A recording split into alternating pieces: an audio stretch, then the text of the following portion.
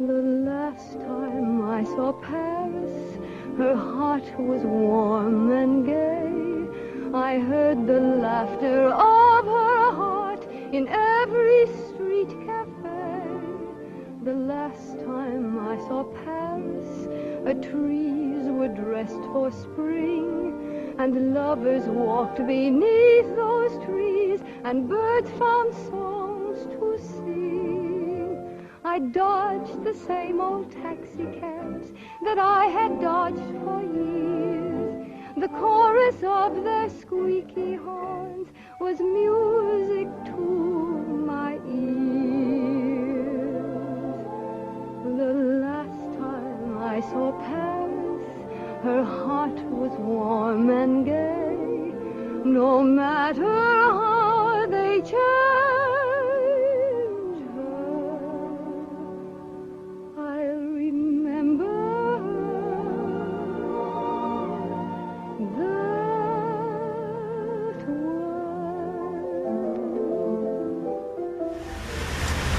Howdy, friends and family.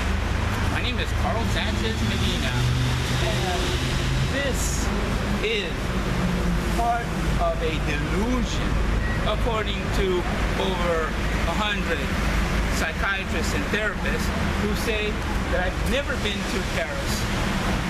For the last 23 years, over 100 psychiatrists and therapists have been telling me, Mr. Sanchez, you have never been to Paris. You have delusions that you go to Paris every summer. But it's all part of an illness that began 23 years ago, and you're not aware that you have these delusions because you keep refusing to take your medication. Mr. Sanchez, they say, they've been saying for the last 23 years, if you would only take your medication, you would realize that you've never gone to Paris. You're homeless, Mr. Sanchez, they said. Over 100 police officers have been writing reports about you for the last 23 years that you are very ill. You have a horrible illness. All of these police officers say that you're homeless. Police officers write reports saying that you, Mr. Sanchez, you've been seen digging into trash cans to find food. You've been seen sleeping at the airport because you're homeless. You don't have a place to live. And so therefore, I'm gonna make a film about this horrible delusion that I have that, according to the psychiatrists in the United States, have totally ravaged my mind.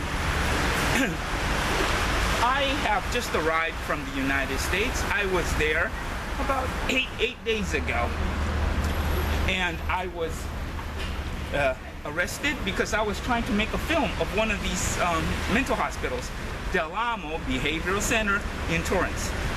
I had just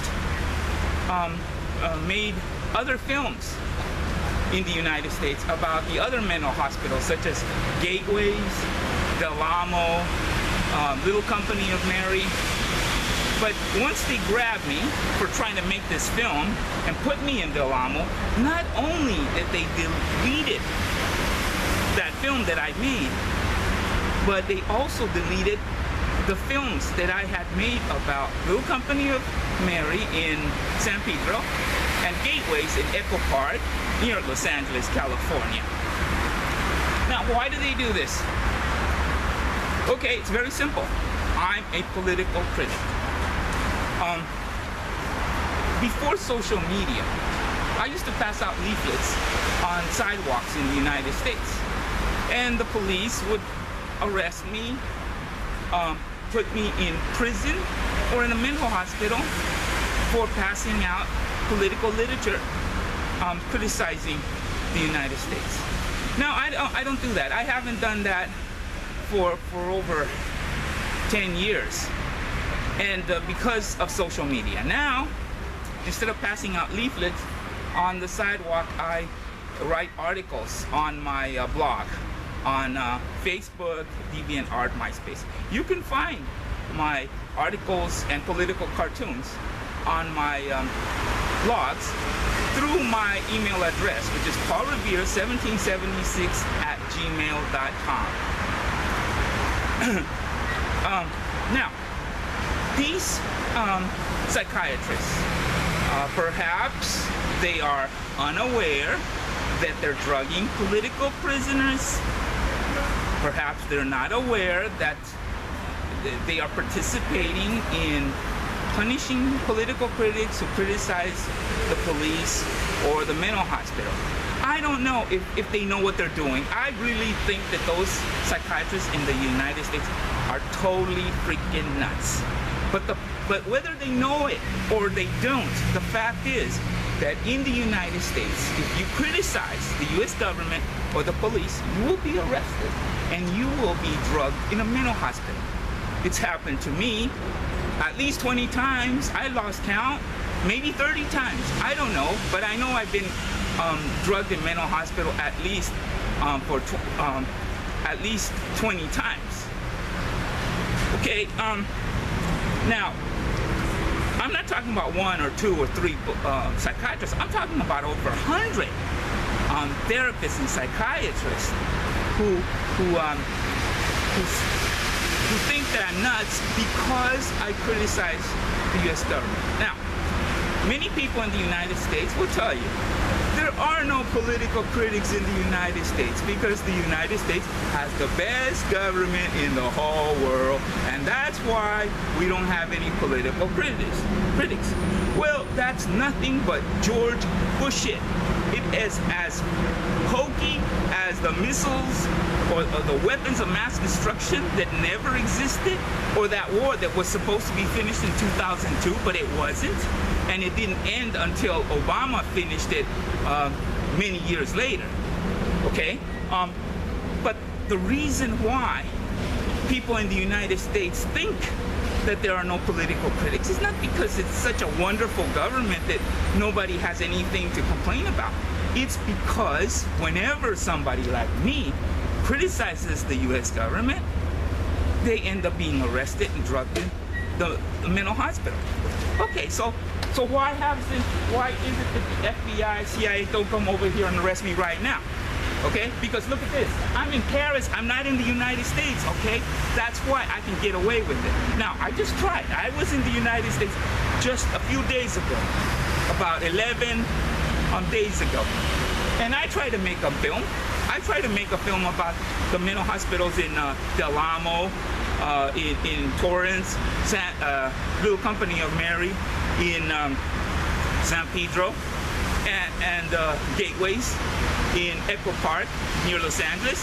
But they grabbed me, took my film, took my camera, and they deleted all the films I had made.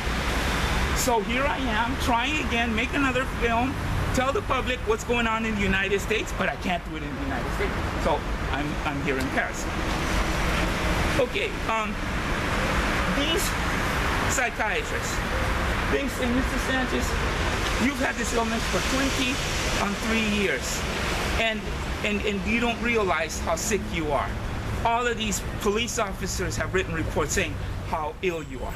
Well, I tell the psychiatrist, I say, Dr. Hirsch, I know these police officers have said this. I know about these reports. I have copies of their reports.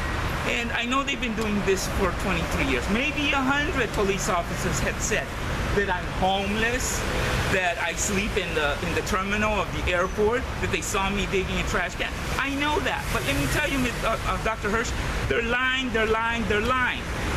And not only to the psychiatrist, not only the police lie to the psychiatrist, but they also lie to the judges. They lie in court, and the judges don't believe me, so I go to prison. The police officers lie to the psychiatrist, so I've been drugged over 20 times in mental hospitals. But that doesn't mean that the police officers are telling the truth. They're lying, they're lying, they're lying. Now, this last time was a little bit different.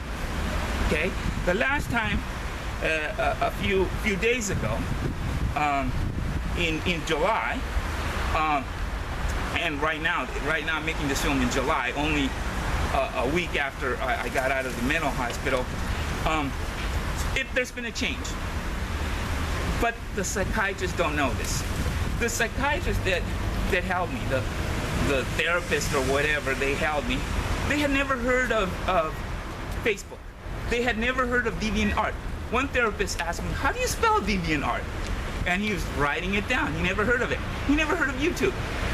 And this is why I was arrested, because they are living in the 20th century. They don't know about the internet and the new freedom of speech we're beginning to have in the United States. They don't know about the American Spring. And that's why they thought, oh, it's just a normal insane person, we'll just drug them again. But when one of these doctors saw my film, my latest film that I made in Ukraine, The Hood, he was shocked. He began to realize that everything I told him was the truth. And he let me out like that. I was out of there. He says, you're getting out right now, Mr. Sanchez. So there is a new freedom, a new birth of freedom, as Abraham Lincoln used to say, because of social media, because of YouTube, because of Facebook and DeviantArt and so on. That's new, and that's how I was able to get out of the mental hospital in only 2 days. But in order for the United States to change and to let freedom for everybody, people have to speak up. I have to get this film on YouTube before the psychiatrist tried to delete this film. But I need help from the public. I need the public to spread the word that the United States is not as free as they claim to be. Now, people in the United States will say, oh, there are no political critics in the United States. Well, because they haven't seen it. Because if somebody does criticize the U.S. government, they get drugged in a mental hospital like me. So this freedom, this film, is something very new that's never existed before. I've gone through a lot of trouble to make this film. I'm not getting paid any money from this film. I'm just trying to bring something new to the media, another point of the story, another side of the story that hasn't been told. Because there's this great danger of being drugged in a mental hospital.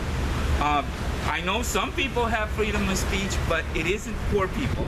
Poor people who don't have very much money, they're the ones that need it the most, and they're the ones that get drugged. So, if you want to know more about my story, you can buy my book, The Mother of All Evidence. You can buy it through the Amazon Kindle store, and you can also buy it through my website, my blogs on Facebook, DeviantArt. You can find my web site through my email address, paulrevere1776@gmail.com.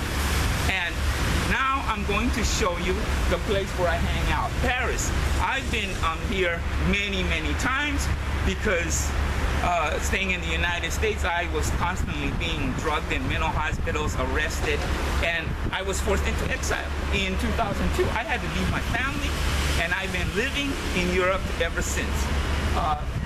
Usually in Ukraine, but sometimes in Paris, sometimes in Sweden, Denmark, different countries, Poland and so on. But I'm going to show you some of the places that I hang out when I'm in Paris. Thank you for watching.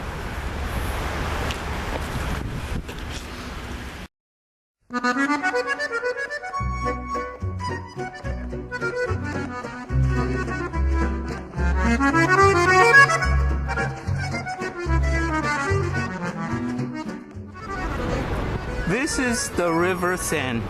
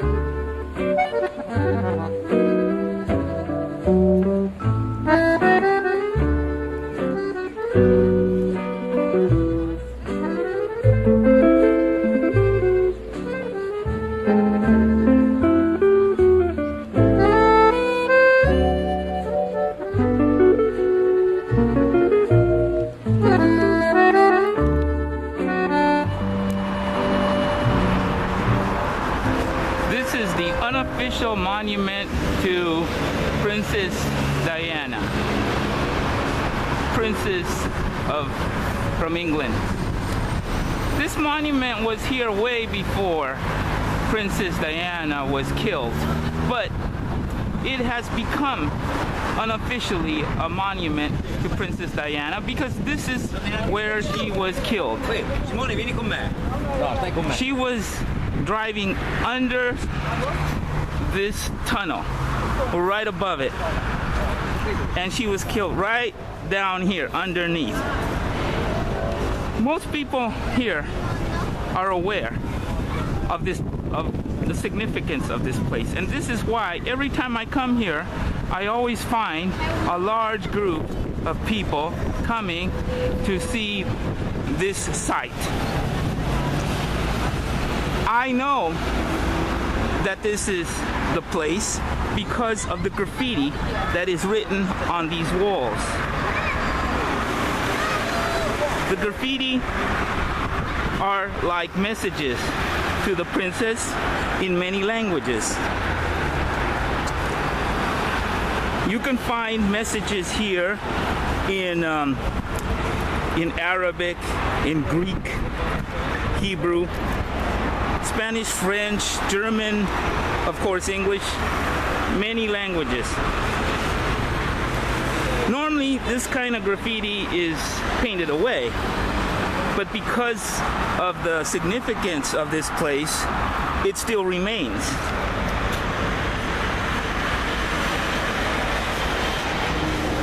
This place is very close to the Eiffel Tower.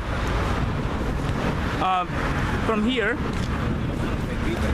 you can see the Eiffel Tower. So this place is within walking distance of the Eiffel Tower.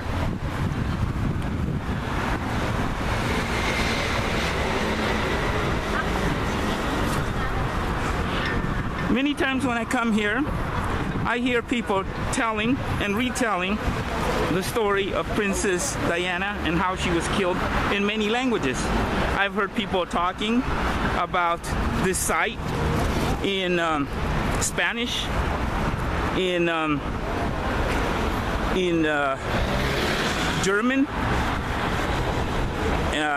and French and English, of course, and then other languages that I'm not sure what they are.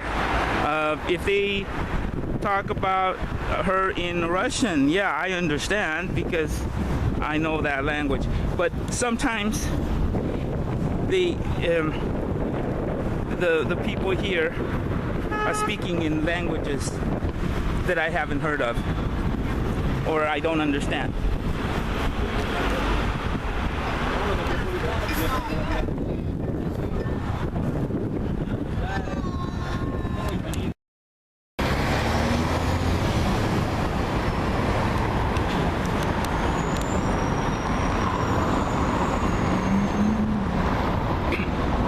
This is the Arc de Triomphe.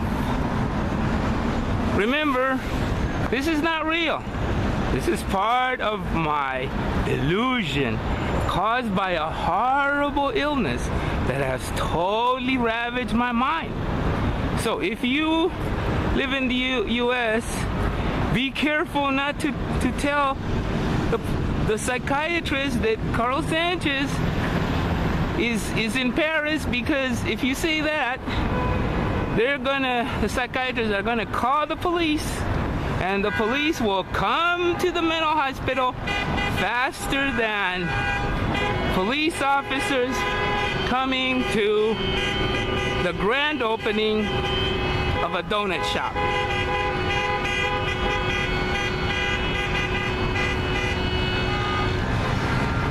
Then the police will tackle you down to the floor, handcuff you, and put you in a mental hospital where you're gonna be strapped to a bed with a television over your face and with the lights left on all night. To get to the part under the arc, you have to go through this tunnel.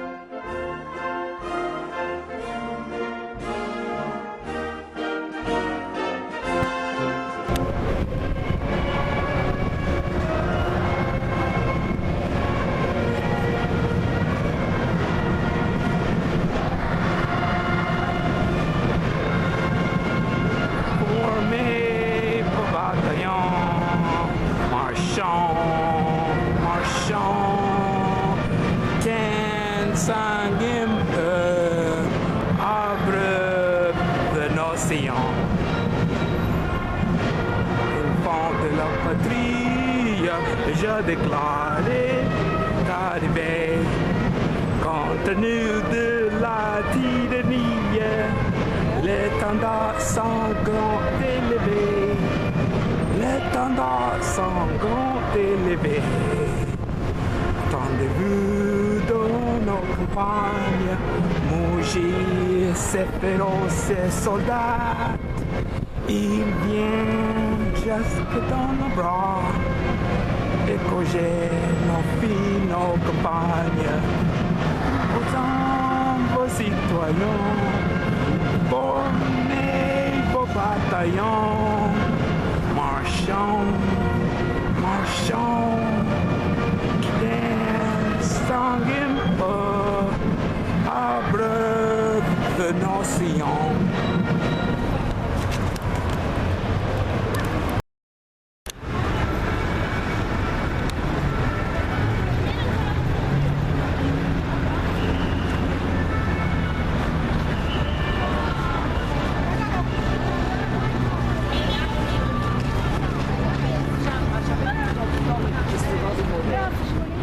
Now I'm going to show you the Champs-Élysées, the most famous boulevard in all of France.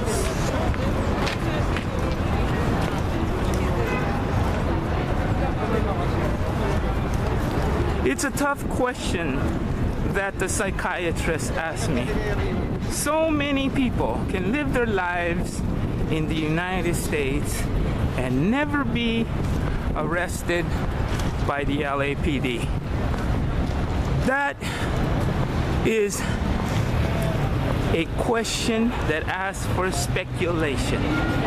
Psychiatrists think that it's easy to delve in the minds of the police officers, the LAPD, and try to guess what they're thinking, what motivation drives them to arrest people so many times for crimes that they're going to do, but not crimes that they have done in the past.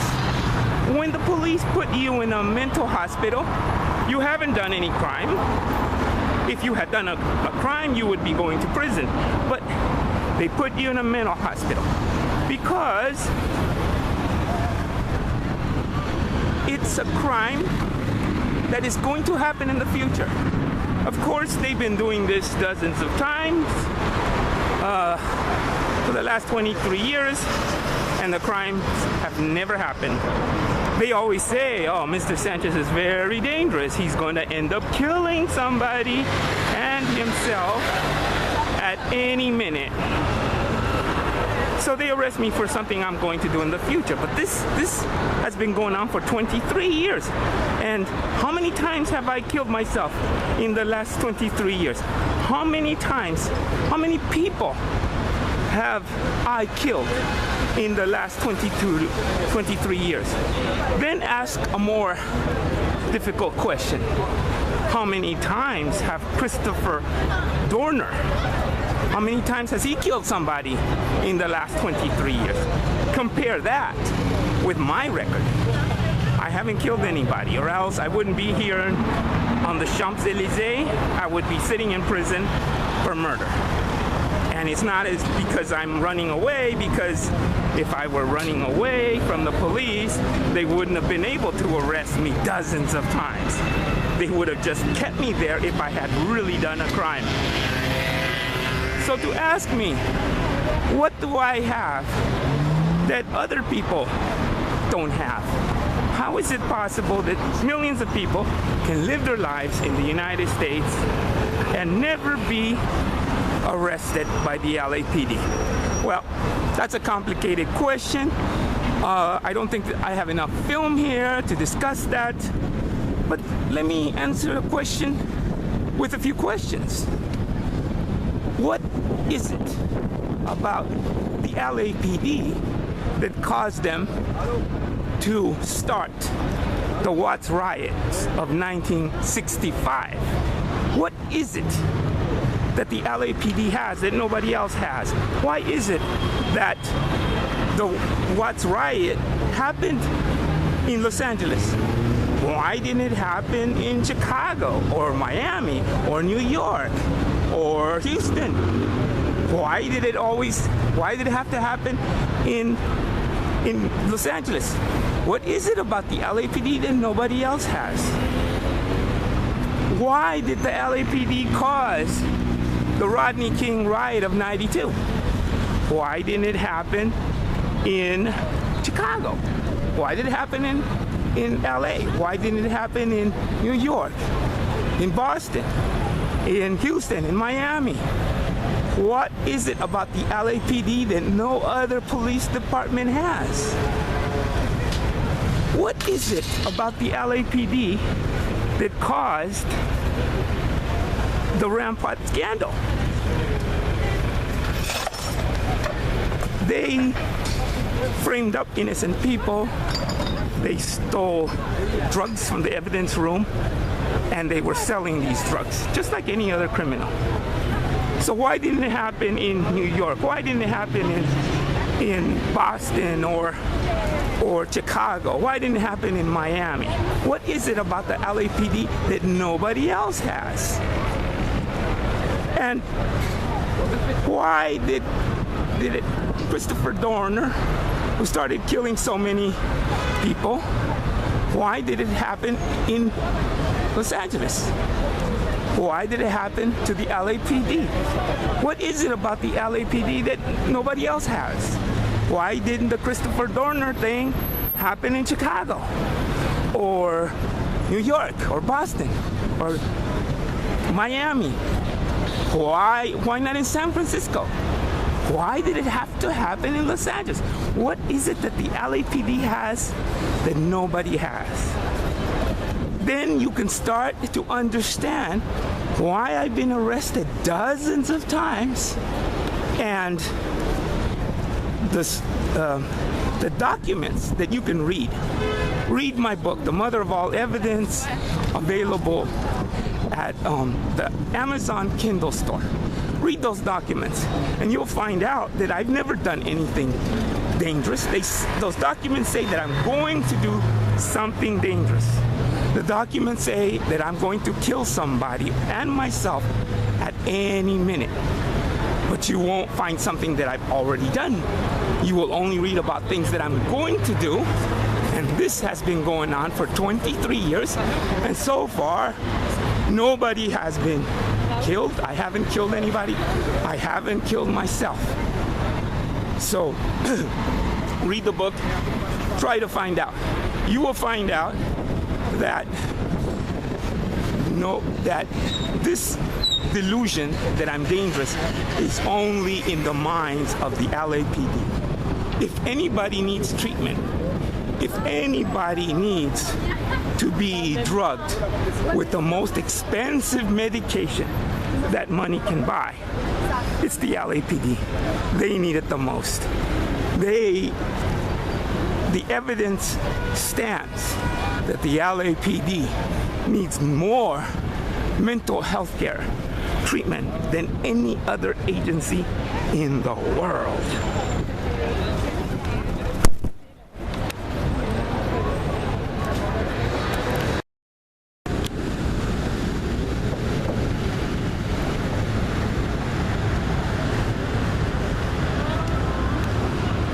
This is the River Seine.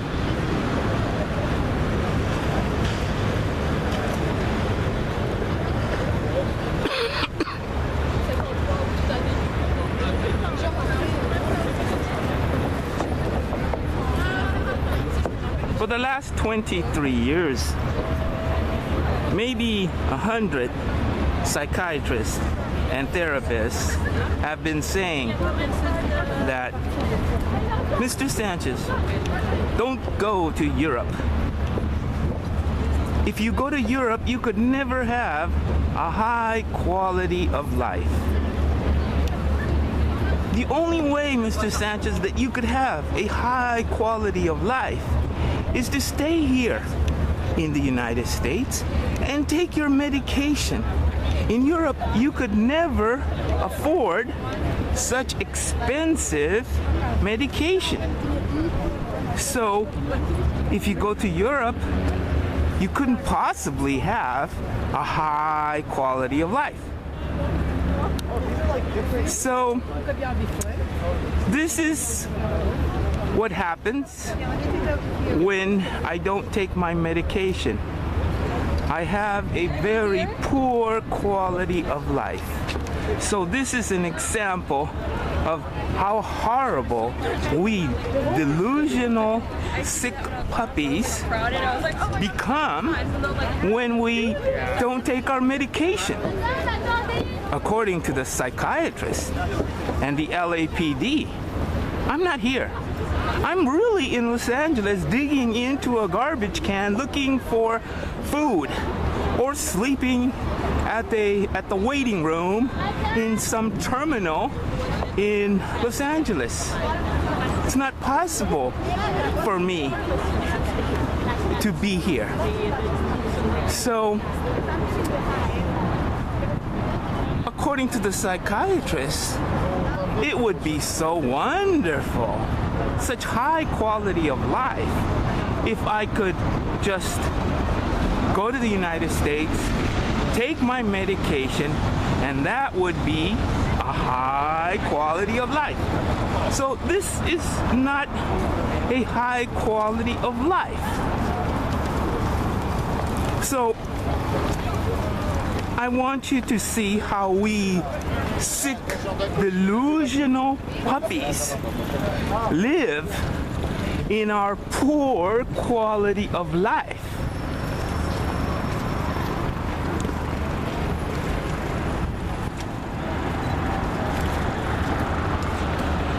So isn't it terrible to be delusional and have such horrible delusion? Oh yes, I envy those sane, logical people that are living in the U.S. because they are taking their medication. So of course, living in the U.S., they're having a high quality of life.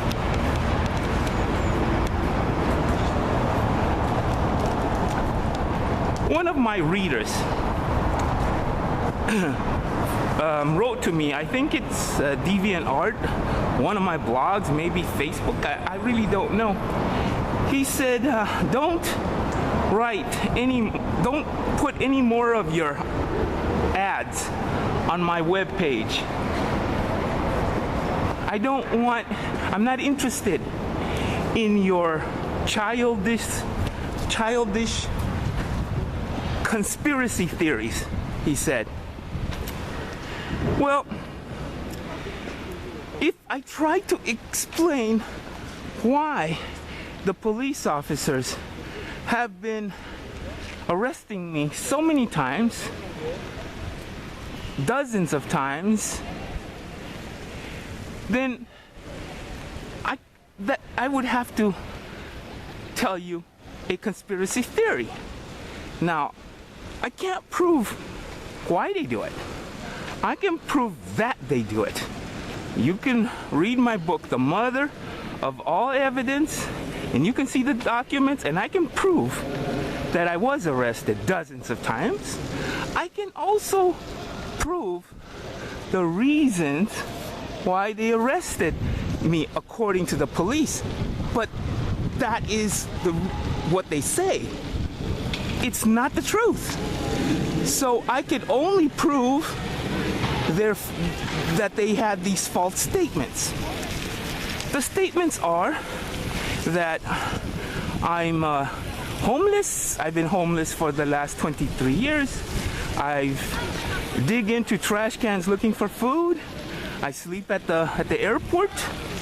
And the other reason is because, according to the police, I'm in danger to myself and to others. I could end up killing somebody at any minute. So that's not true. If I was really homeless, as they say I am, where did I get the money to buy this video camera? Where did I get the money to come here? I arrived here from Kiev last Sunday in the morning. And I have a place to live. I'm not homeless here in Kiev. So if I can live here in France, sometimes for months, why is it that the police are saying that I'm unable to live in the United States when I have so many friends and family, so many places to live? If I can live here comfortably in a place to stay, why is it so impossible for me to do the same thing in the United States? Okay, secondly, that I'm very dangerous, I'm gonna kill somebody at any minute. Okay, they've been saying that in their documents for the last 23 years. So far, I haven't killed anybody, and I haven't killed myself. So that reason for arresting me is another false reason. So, why do they do it? Obviously, what they have written in the reports is a complete lie. Perjury. It's George Bush it. So, if I'm supposed to tell you why they arrest me so many times, dozens of times, then it would be a conspiracy theory. Okay, so now I will tell you my conspiracy theory as to why they keep arresting me dozens of times. Okay, if you read my book, The Mother of All Evidence, you'll read how I've been beaten up, tortured by the LAPD many times, and forced to sign a confession by INS officers, put in prison for 3 months because of this false confession. And that is only the tip of the iceberg. There's many things, I don't have the time to keep telling you all the horrible things they did to me, how they lied in court, how they would frame me up. You have to read that in my book, The Mother of All Evidence. But this is why, because of these beatings, because of these tortures, because of these lies, every time I talk to a police officer in the United States, I become a T-Rex drill sergeant. Think about a T-Rex wearing a sergeant's uniform, roaring at the LAPD at the top of his lungs, and that's what I do when I talk to police officers, because of all the horrible things that they've done to me. Now, I don't do this at the beginning. I know that the particular officer who is talking to me is not the one that lied to the judges. It's not the one who framed me up.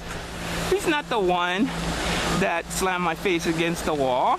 He's not the one that dragged me around the police station with my tie and necktie, dragged me around the floor. I know he didn't do it, but after a while, these officers began to ask too many questions. I tell them I have the right to remain silent. I have this right under the Fifth Amendment, under the Miranda rights, under the international treaty called the Geneva Convention. And even though I tell them this, they persist in asking me questions again and again, violating my rights to remain silent. And then I lose patience. And then I do unto them as they did to me when they tried to make me sign a false confession that I had murdered a teenage girl. The officers lied to me. I mean, they roared at me like dinosaurs. So this is what I do to police officers in Los Angeles every time they go beyond my right to remain silent. And so, with a very loud roar, like a dinosaur, I call them filthy, dirty scumbags from hell, the most horrible, savage barbarians, terrorists, savages that ever slithered out of the most disgusting sewers of the worst ghettos of hell. That's just an example. I tell them this lots of times. I tell it in many ways, many metaphors, usually about savages and disgusting things and devils and demons and so on. Could this be the reason why they've been arresting me so many times and telling so many lies on those reports? My conspiracy theory is just as good as your conspiracy theory. So, can you guess where we are? This is the Louvre Museum, okay?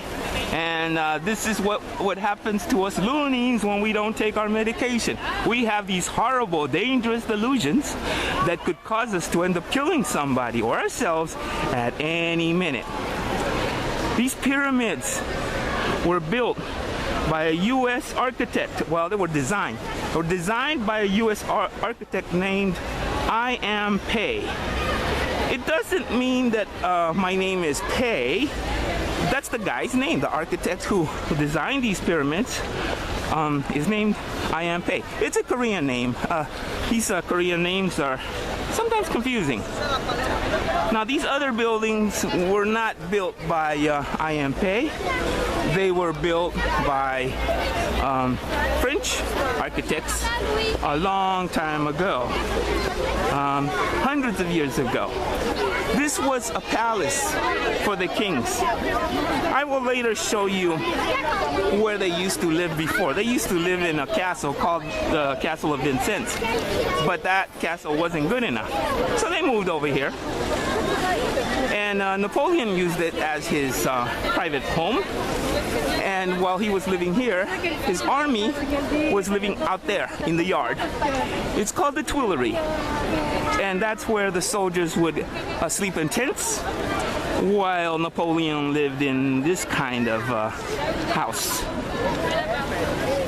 So the Tuileries was a military base during Napoleon's time.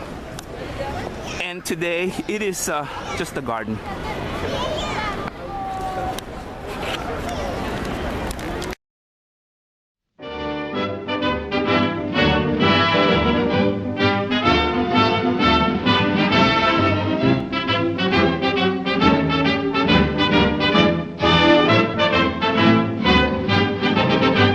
Précaution, on a beau mettre des croisillons à nos fenêtres, passer au bleu nos devantures et jusqu'aux pneus de nos voitures, désentoiler tous nos musées, chambouler les Champs-Élysées, emmailloter de terre battue toutes les beautés de nos statues, voiler le soir les réverbères, plonger dans le noir la ville lumière. Paris sera toujours Paris, la plus belle ville du monde, malgré l'obscurité profonde, son éclat ne peut être assombri. Paris sera toujours Paris, plus on réduit son éclairage, plus on voit briller son courage, sa bonne humeur et son esprit. Paris sera toujours Paris.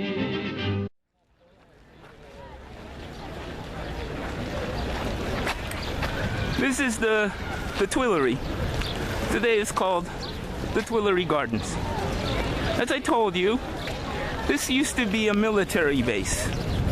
The soldiers would camp out over here, and the officers, along with Napoleon, would sleep over there at the palace of the Louvre. Paris sera toujours Paris. Pour qu'à ce bruit, chacun s'entraîne. On peut la nuit jouer de la sirène, nous contraindre à faire le zouave en pyjama dans notre cave. On aura beau, par des ukase, nous couper le veau et même le jazz, nous imposer le masque à gaz, les mots croisés à 4 cases, nous obliger dans nos demeures à nous coucher tous à 9, 10, 11 heures. Paris sera toujours Paris, la plus belle ville du monde, malgré l'obscurité profonde, son éclat ne peut être assombri. Paris sera toujours Paris, plus on réduit son éclairage, plus on voit briller son courage, sa bonne humeur et son esprit. Paris sera toujours Paris. Bien que ma foi, depuis octobre, les robes soient beaucoup plus sobres, qu'il y ait moins de fleurs et moins d'aigrettes, que les couleurs soient plus discrètes, bien qu'au gala, on élimine les chinchillas et les hermines, que les bijoux pleins de décence brillent surtout par leur absence, que la beauté soit moins voyante, moins effrontée, moins froufroutante. Paris sera toujours Paris, la plus belle fille du monde. Ah, si vous pouviez voir la corbeille de jolies femmes que nous avons ce soir. Vous ne pensez pas que c'est encore une richesse naturelle du pays, ça? Paris sera toujours Paris. On peut limiter ses dépenses, sa distinction, son élégance n'en ont alors que plus de prix. Paris sera toujours Paris. Bien, ça y est, elle est partie.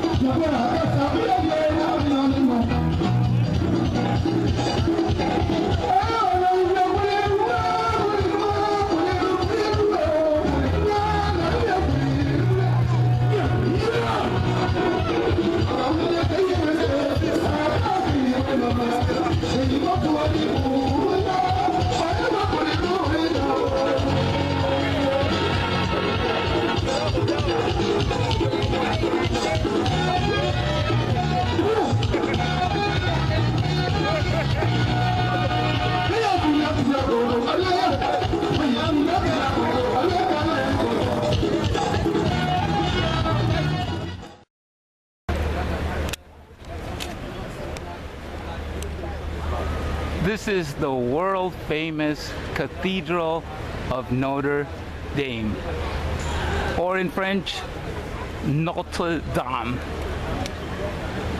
It was built during the Middle Ages, so it's almost 1,000 years old. Trying to remember exactly how old is this cathedral. not quite 1,000 years old. It's something like maybe 850 years old. During the Middle Ages, the Catholic Church was the most powerful institution in Europe. It was so powerful that it could declare war, it could wage war, and it had the power of even executing kings. A king could not be king unless the church allowed it, and the king would be crowned in a cathedral like this. Without the king being crowned by the local bishop, a king could not become king. And of course, if a king did not follow the wishes of the church, the bishop could excommunicate the king, and then a lot of problems would happen. There would be civil war, revolution. Eventually, the king would be executed. He would have his head chopped off. So, when I was a teacher, students used to ask me, how is it possible that a church could be so powerful?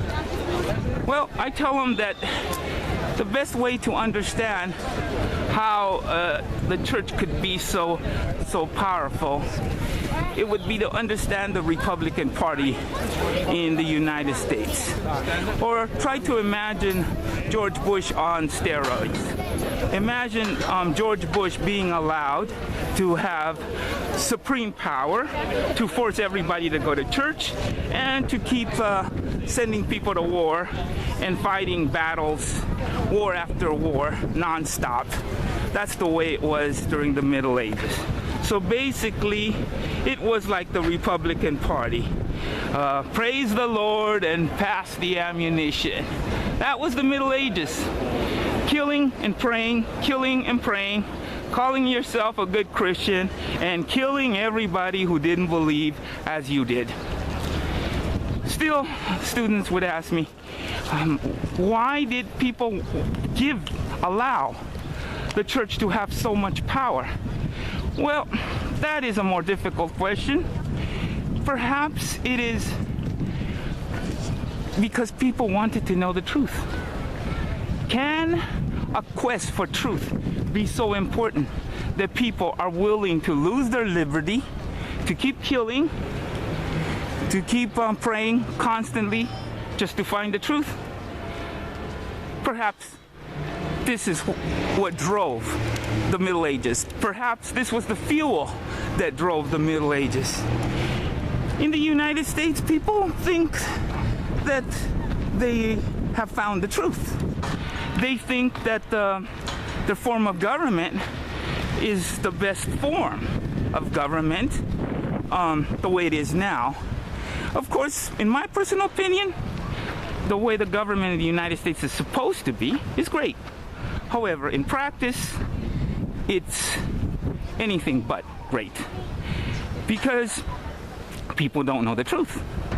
They're not allowed to know the truth. They think they know because nobody dares to stand up and say, hey, this is what's happening. This is what's going on. And the reason people don't dare to speak up is because whenever somebody does, they get arrested and they get drugged in a mental hospital. That's why I have been drugged in mental hospitals maybe 20 times or more. I've lost count, actually. And also, I've been put in prison several times for passing out leaflets on public sidewalks. Of course, the police lie. They say that I was passing out the leaflets on federal property. Of course, they have to say some sort of lie.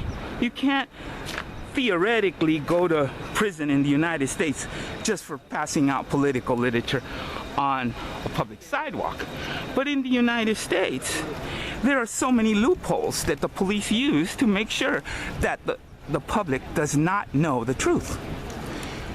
The police, the psychiatrists, spend a lot of effort trying to have me drugged in the mental hospital, so I won't bring this type of truth to the public. They want to preserve a kind of truth in which the United States is a country in which you have the right to a jury trial. If you're accused of a crime, you're going to get a jury trial of your peers, so they say. If you're accused of a crime, all your eyewitnesses will be allowed to testify. According to the Sixth Amendment, you have the right to due process of witnesses. All your witnesses are allowed to testify. And you're allowed to public professional counsel. Counselor that is working for you and trying to defend you by presenting your side of the story. But this is the truth that the public in the United States believe, because that's all they have. They are not allowed to hear any other kind of proof.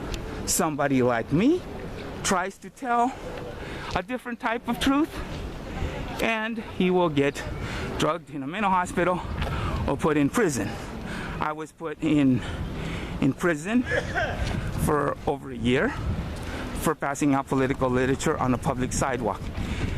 But I'm shooting this film about an institution that was created for the purpose of seeking the truth.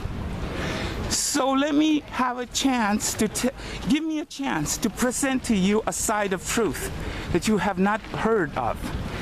Truth is, in the United States, you don't always get a jury. I was put in prison. I was arrested 10 times for passing out leaflets on a public sidewalk. I never had a jury trial. I served over a year in prison for distributing political literature. I didn't get a jury trial. I had many eyewitnesses. They were hiding behind columns, hiding behind bushes, watching the police arrest me. They were wearing disguises.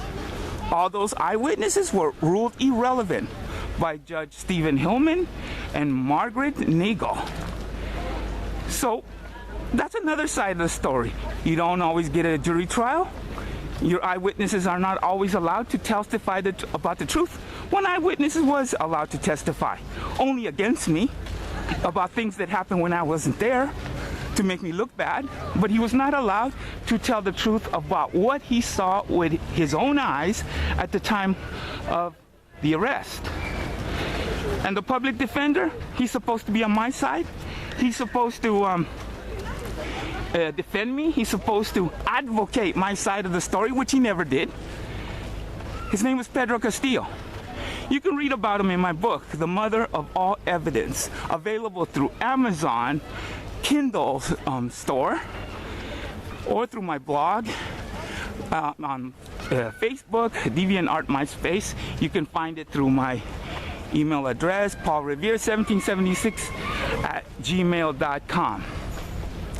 My public defender hired secret false witnesses to say that I was very dangerous. These were people who were not there when I was arrested. They weren't eyewitnesses. They weren't even at my trial. These so-called expert witnesses were allowed to testify. The judge didn't rule them as being irrelevant. And they wrote documents saying that I was very dangerous, that I was going to do a horrible crime if I didn't spend enough time in prison. All these documents you could read for yourself if you buy my book, The Mother of All Evidence.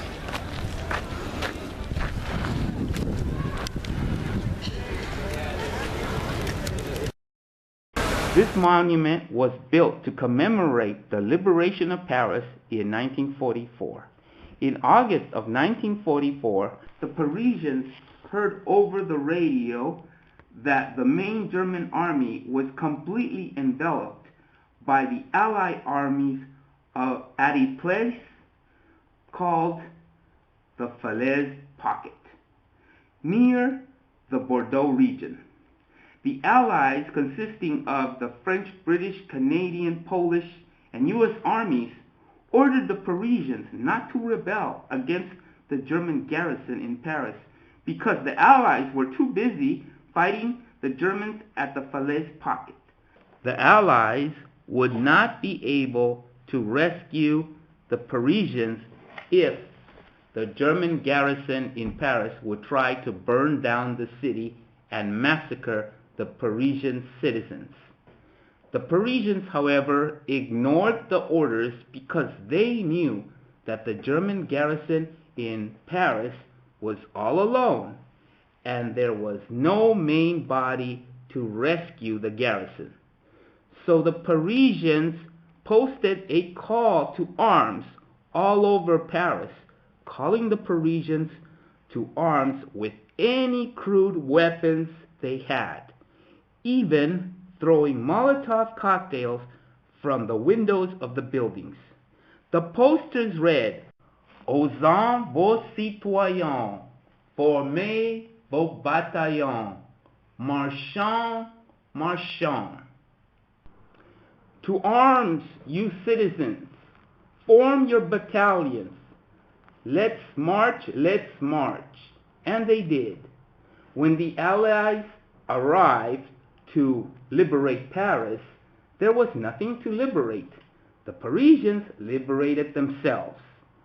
Charles de Gaulle said, "Let it go down in history that Paris was liberated by the French." Of course, we didn't do it alone. We had a lot of help from our friends, but nevertheless, Paris was liberated by the French. Les cris d'espérance et les ordres. Paris a compris que la libération est proche et que c'est lui-même qui doit quérir. Mais avant d'aller au combat, un brin de toilette. D'un coup de balai, Paris se débarrasse de 2 chefs d'État. La décision est prise, il faut en finir. Et un bruit court de bouche à oreille, aux armes, citoyens. Ce peuple sans armes a su trouver des armes. Le feu couvre, et soudain le cœur même de Paris commence à battre et à se battre. Dans la cité, berceau de la ville, entre Notre-Dame et le palais de Saint-Louis, la préfecture de police est le premier bastion de la résistance.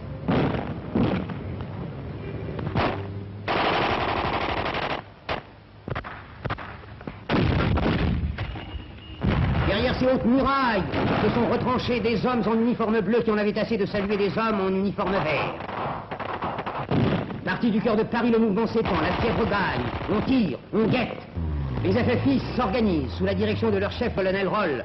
Le premier drapeau est hissé sur la préfecture, il n'en descend plus. Et désormais, il faudra modifier la vieille chanson française et dire « Les agents sont des gens braves ».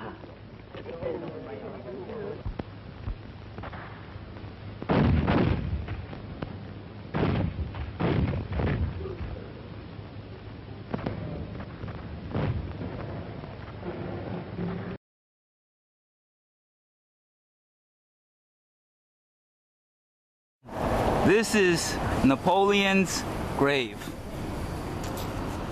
Napoleon became emperor of France because he kept talking about liberté, égalité, and fraternité. But if he really believed in égalité, is this an example of égalité? How many Frenchmen could afford to have a grave this big? I've been in here a year ago. I took the tour. I went in there. I saw Napoleon's coffin. Napoleon's coffin is so big that you could fit in Abraham Lincoln's log cabin home inside his coffin. That's how big it is. And it's a few stories high, and you could see the coffin from different angles. And so the grave is right at the center.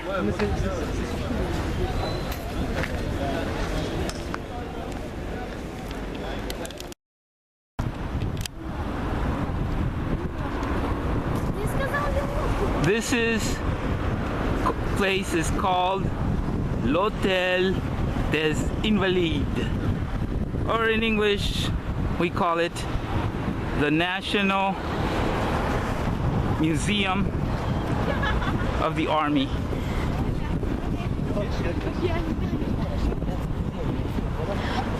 This place makes me think about how the French military is so similar to the United States military. You must remember that France participated in the American Revolution, helped the United States to become independent from England. The French came to the rescue on a ship with a guy named Lecomte de Rochambeau, who participated in the final decisive battle known as the Battle of Yorktown.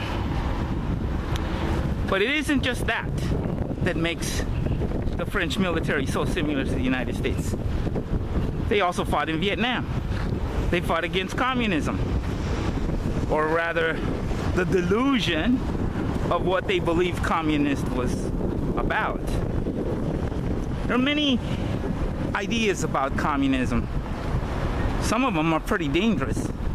When you become very paranoid of the communists, that is far more dangerous than the communists.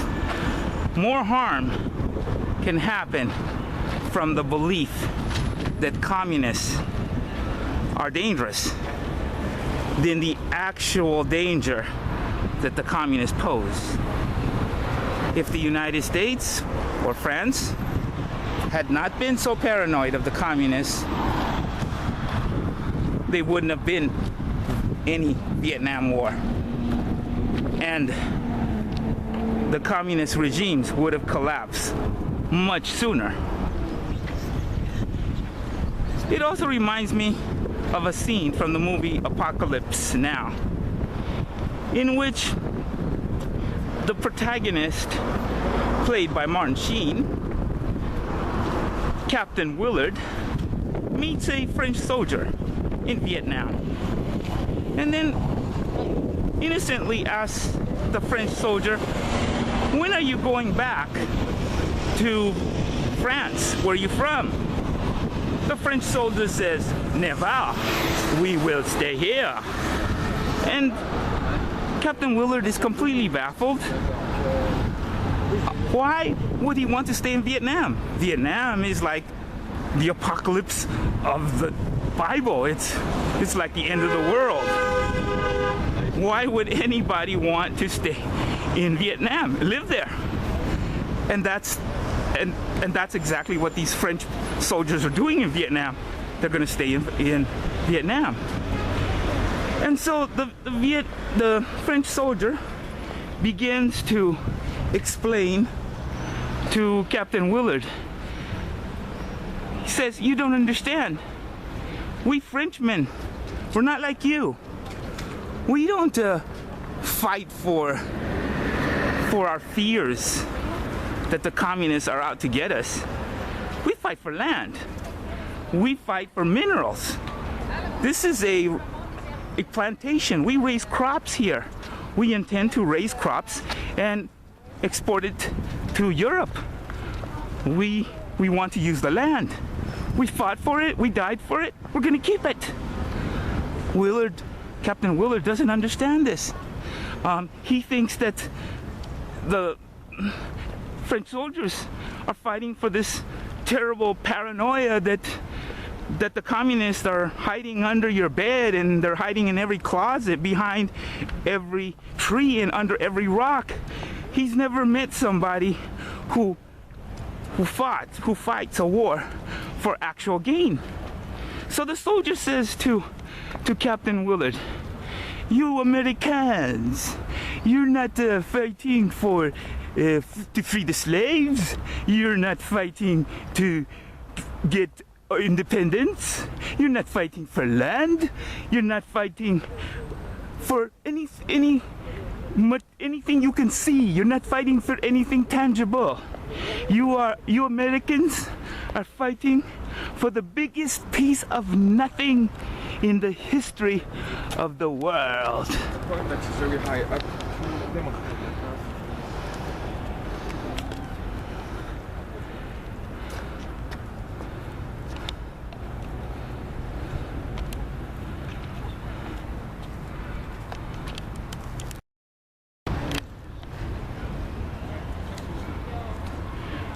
People cannot argue about me, about communism. I live in Ukraine. I've studied communism. I know how it works. And I can tell you that communism is fueled by paranoia. Without paranoia, any communist government will instantly collapse. It's like the United States. United States military runs on paranoia. Without people being terrified of fantasy enemies that don't exist, like aliens from outer space, there would be no military. The same thing with communism. Communism always worked because the politicians would say, you need our government because without you, the United States would invade. And the people buy it. In all communist countries, that's the one thing that holds communism together. The fear of being invaded by the United States. So without the U.S. military, there is no communism. The politicians cannot con the Russians or the Ukrainians or the Cubans without the constant obsession that the United States is coming and the tanks are on their way and you have to keep supporting our communist government because only the communist government can protect you from the United States. I could have told the U.S. government how to defeat communism. Very simple. Don't attack the Vietnamese. Don't attack Castro. Leave Castro alone. Leave Nikita Khrushchev alone. Leave the communists alone. Once the communist people realize that the United States isn't coming to attack them, then that's it. It's like pulling the plug from the bathtub. The water goes. It's like pulling the carpet right under the feet of the communists. The communists will fall immediately. And then they will be crying and complaining how the United States destroyed communists by not attacking. If Ronald Reagan wanted to destroy communism before the fall of the Berlin Wall, it was very simple. Don't talk about weapons, don't talk about the SDI, the missiles in the sky and attacking the Russians from above. Don't talk about that, because the Berlin Wall fell in spite of these Star Wars missiles. Probably those Star Wars missiles were the last straws that Gorbachev was trying to hang on to convince the people to continue with the communist system. But that wasn't enough. And Gorbachev finally decided that the wisest thing is just to call it quits and stop harping about the missiles in the sky that are going to drop bombs on the Soviet Union.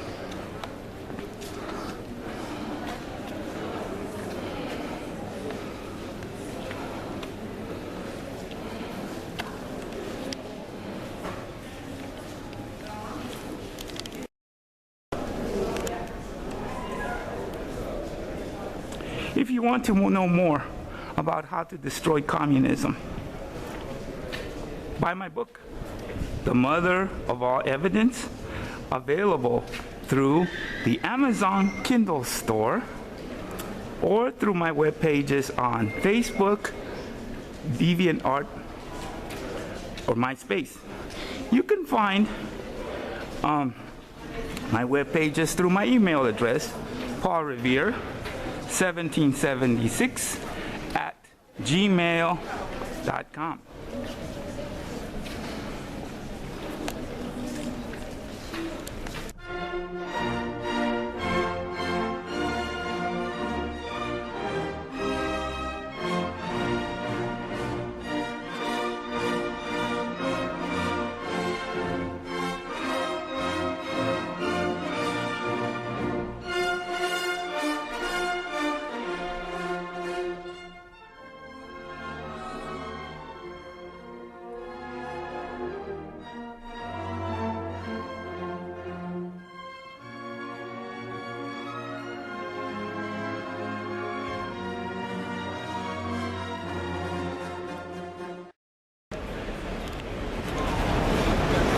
This is the Montparnasse building.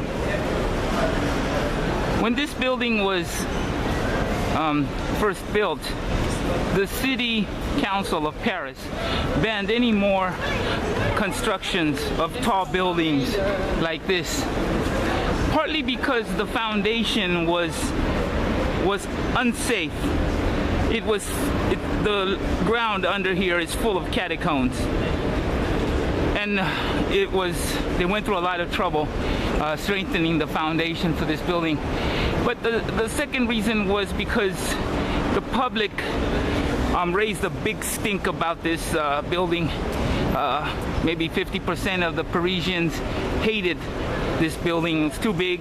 They didn't want it in the city, which is typical for Parisians, because when the Eiffel Tower was first built, most people were very annoyed with it, and they complained about it. And after it was built, Parisians slowly fell in love with the Eiffel Tower, and now they would make a big deal if some terrorist crashed a building into it. But the same thing happened with this building. They hated it. Now they slowly learned to love it, but they don't want any more. There is a place where you can see tall buildings, so if you're into concrete jungles and forests of tall buildings, you go to La Défense, and that's a special quartier, specially zoned for tall buildings like this.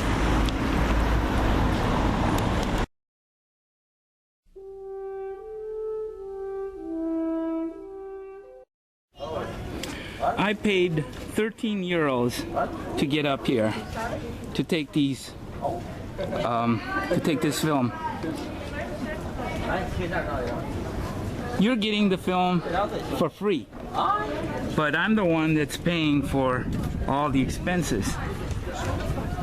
So I paid to come up here, and this is the way it is with some of my films. For example, only a couple of weeks ago, I was in the United States trying to make a film of the mental hospitals where I was drugged against my will. And while trying to film one of the worst mental hospitals in the United States, Del Amo, a couple of male nurses grabbed me, and I was put in that mental hospital again for 2 days. And during those 2 days, they took away my camera, they took away my film chip, and they deleted all the films that I had made up until that time. All that hard work of filming mental hospitals, taking pictures of security officers trying to take my camera away, putting their hand on the camera, films of secretaries being very afraid that I'm going to expose their crime and that the whole public is going to find out how mental hospitals in the U.S. are used to drug political critics. And they were great films. I suffered a lot. I was kicked out of the mental hospitals. They would call the police. It was all on film until they deleted everything. But I'm gonna try again. I'm gonna wait about a year or two because I don't want to spend any more time in mental hospitals until I finish this film that I've already started. This film is called Exile in Paris. And once this film is safely broadcasted through YouTube, then I can make my preparation of another attempt of filming the mental hospitals where they drugged me as a punishment for the criticism against the police and the U.S. government.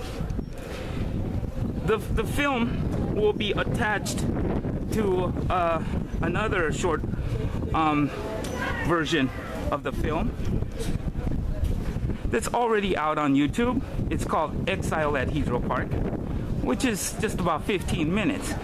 But once I finally finish getting these interviews at the expense of being held captive in these mental hospitals, probably a few times, I will attach all of these scenes to the short segment Exile at Heathrow Park, and then it'll be a longer version with the same name, Exile at Heathrow Park.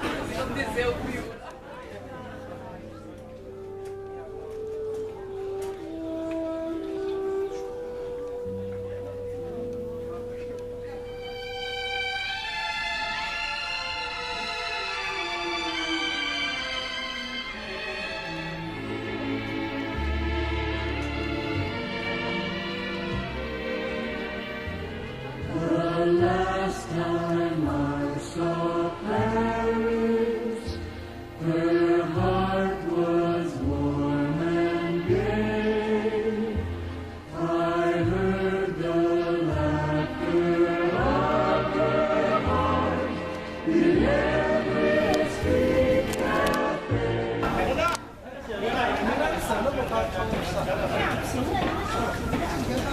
My book, The Mother of All Evidence, available through the Amazon Kindle store, does not say anything about this most recent event when I was held at Del Amo for trying to make a film of the mental hospitals, or about how my films that I had worked so hard to do were deleted and all my hard work was completely destroyed. However, if you buy my book, you can read about the other incidents that were much worse, where I was kept in gateways for 11 months for distributing political literature on a public sidewalk. You can also read about how I was drugged at other mental hospitals for other reasons, such as refusing to answer questions from the police, for criticizing the U.S. government, for passing out political literature, so on.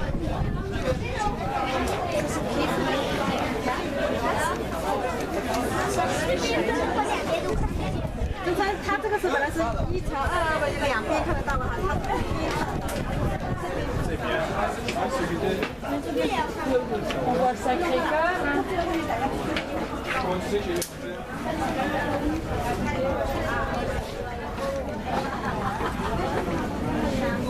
Oui, sur les vitres sur ça.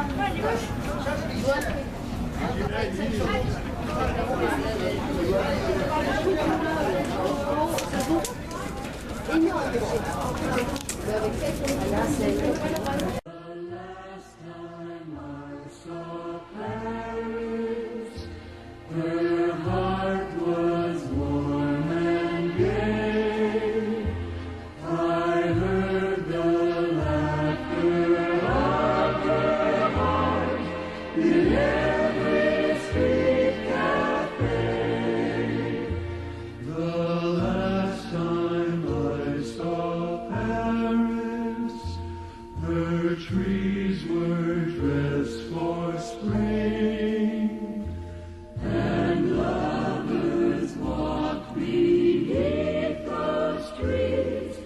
and birds found songs to sing.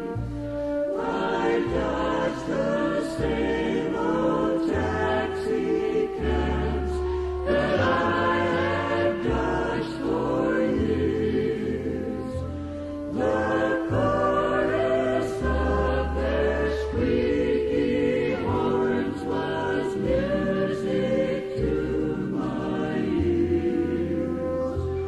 The last time I saw Paris, her heart was warm and gay. No matter how they change, I remember that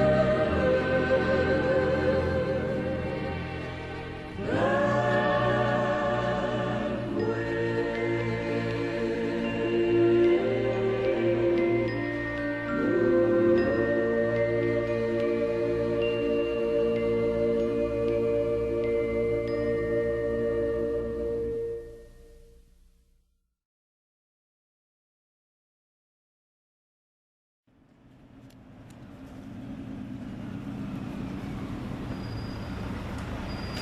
This is perhaps the most horrible delusion that I've ever had ever since the horrible illness began in 1990, 23 years ago. Any psychiatrist in the United States will tell you that this is not real. I'm not in Paris filming the Chateau de Vincennes. No, it's not possible. It's just part of my illness that began 23 years ago.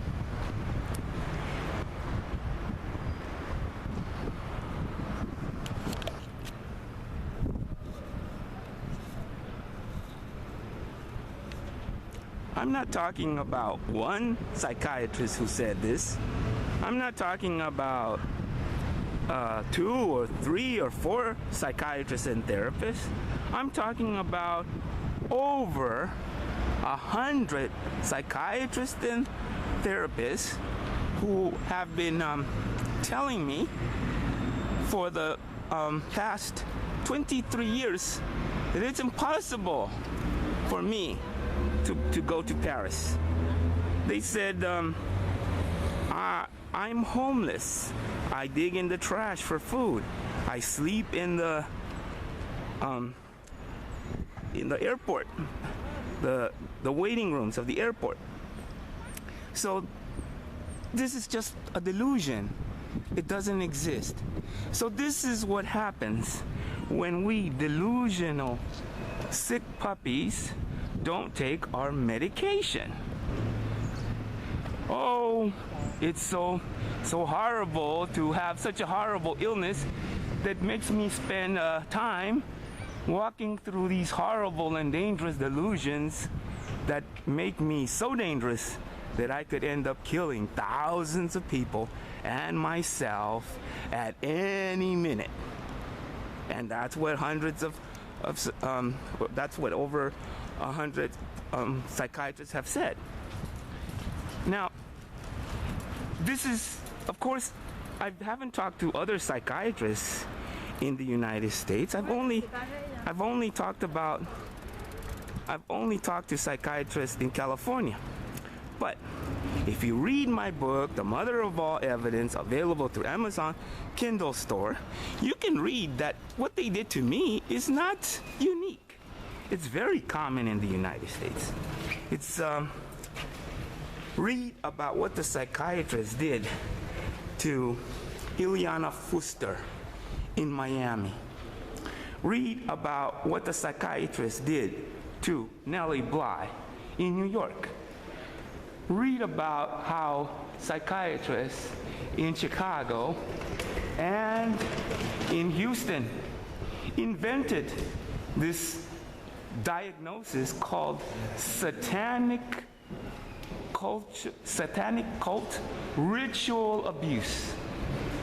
And they did it, well, You figure out. Your conspiracy theory is just as good as mine. But let me tell you this.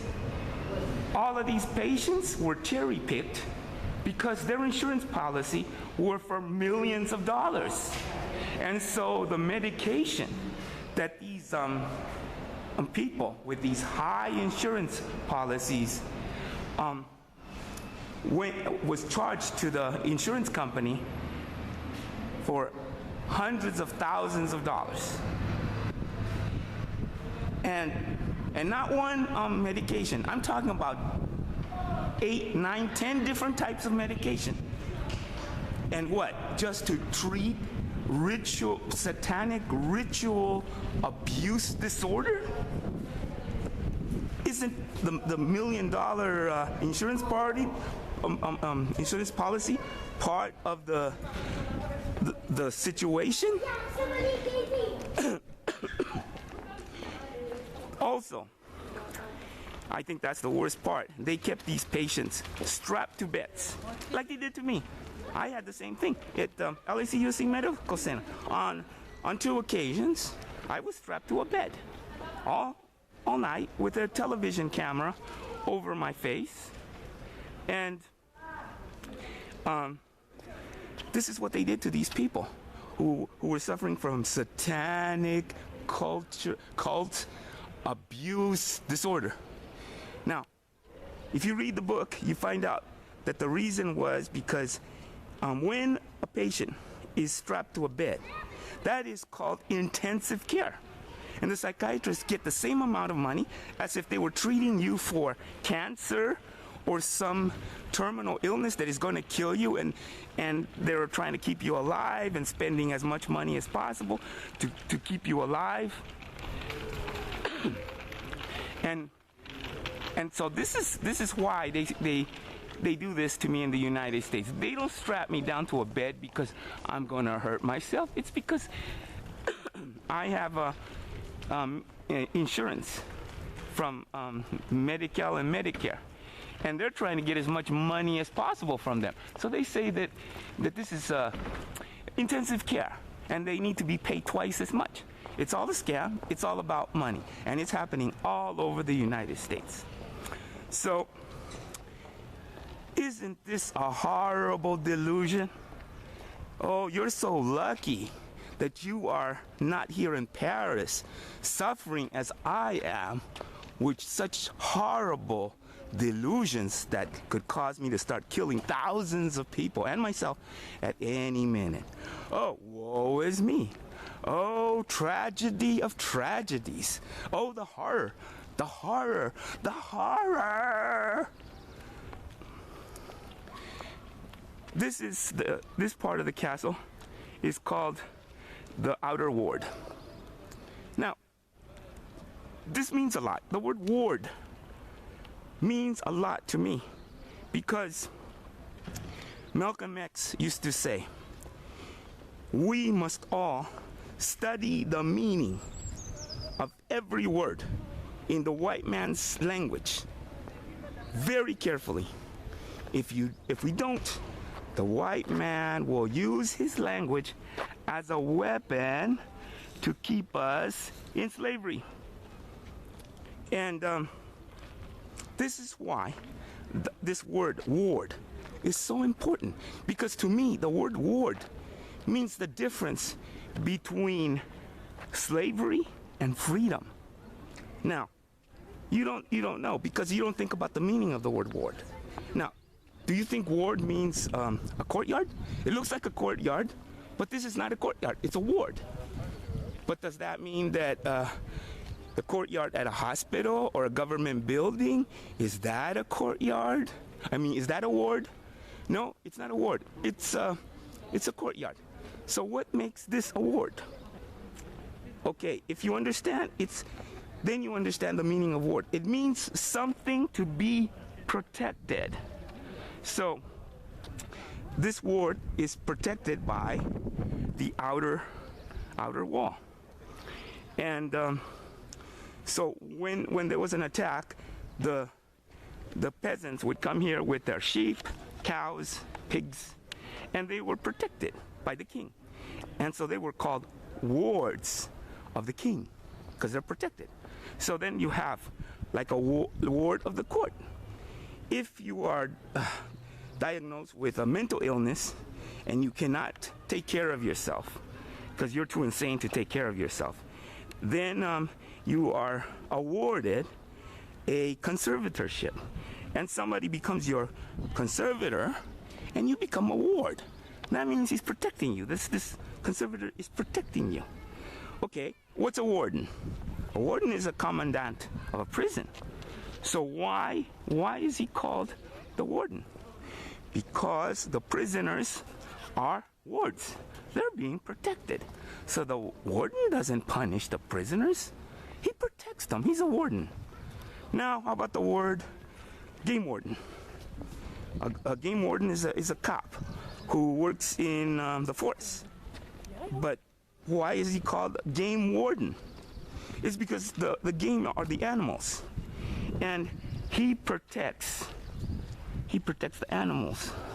That's why he's a game warden. Okay, now we're getting to the part where I had a great epiphany in Germany. I had a light bulb flash over my head when I heard this. It was like seeing a bright light on the road to Damascus. And and the light that was so bright it knocked me off my camel, right? And this I was in Hanover last Saturday. I was talking to a German, and I asked the German, how do you say in German the word prisoner? And he said Angefangene or Angefangen, something like that. And I thought, wait a minute, that doesn't make sense.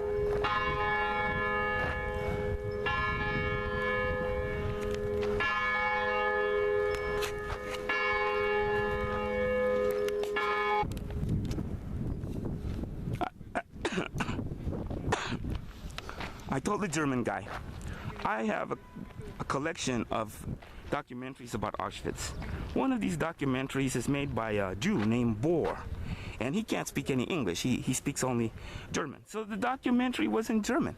So I understood some of it, and then I was also reading the subtitle. And then the Bohr, the narrator, he said, alles Höflinge tätowiert werden. And then I looked at the meaning on the subtitle, and this word Häftlinge, it was translated as prisoner. So I said to the German, how can you say that prisoner in German is Angefangen, and yet on the documentary, this Jew was talking about the prisoners as Häftlinge. He said, first of all, I'm telling you the truth. The official German word for prisoner is Angefangen.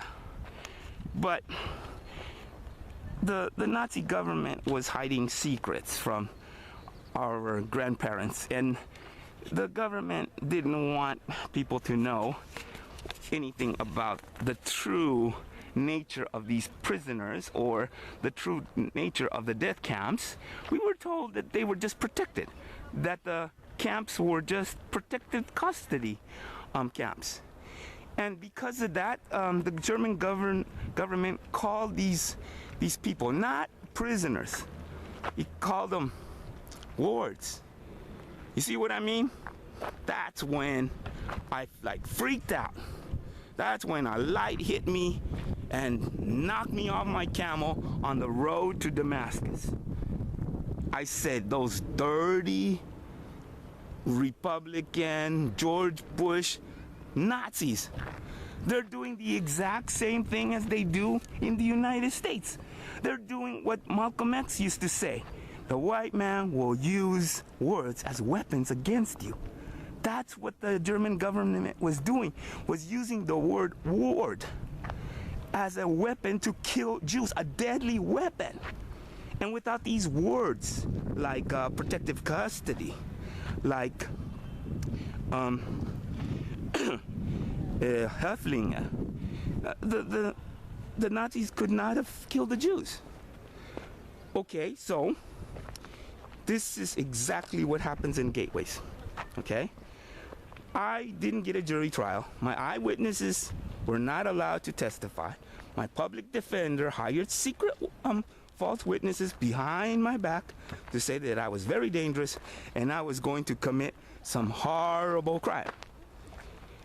But so how is it possible that I could be imprisoned? Very simple. They use words as a weapon. They didn't call it a prison. They call it a halfway house. And they told me, you're not a prisoner, you're a resident. You see, the same thing as the Germans were doing with this word, Häftlinge. And so,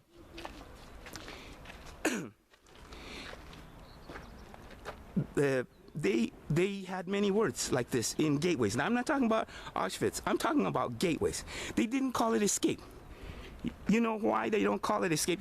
People it's a prison. People try to run away. They try to escape, but they didn't call it escape.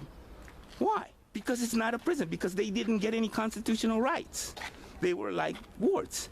They were Häftlinge. So they called it skunks. They didn't call it escape. So they had their own vocabulary as weapons to kill millions of Jews. And see, this is what's happening in the United States, in gateways.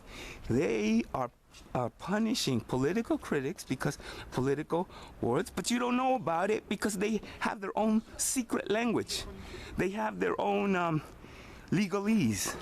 They have their own jargon that makes it possible to have this smoke screen to imprison and sometimes force into suicide political critics. So in Little Company of Mary, that was also a prison. And they used the word elope. They wouldn't say escape because remember, these people haven't had any constitutional rights. So they're not prisoners.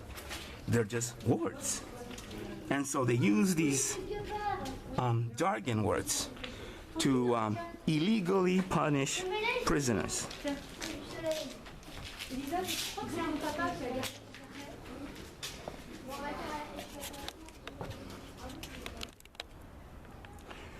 So those people in gateways, they had me as a slave. I was a slave. I had to clean toilets. I had to sweep the sidewalks and gutter. I had to clean the toilets, sweep the floors, pick up cigarette butts, pull out weeds, clean the garbage cans. But they didn't call it slavery. They called it vocational training. You see how the United States is a country of slavery? It's just a matter of words. If you go to the judges and you tell them you have a vocational training place for people who you can't put in prison because they haven't had any constitutional rights, put them in my vocational training center. And we'll give them plenty of vocational training. And these people become very rich. Oh, you should see how big that building is at Little Company of Mary Bridges. You know, that building wasn't for free. They get a lot of money. Look at Del Amo. That's a big place. Where do they get the money to do that? The answer is slavery. They get money from the government for this vocational training and expensive medical treatment. But nevertheless, it's slavery, and there's no way people can tell me that there's no slavery in the United States. Of course there is. Read my book, The Mother of All Evidence.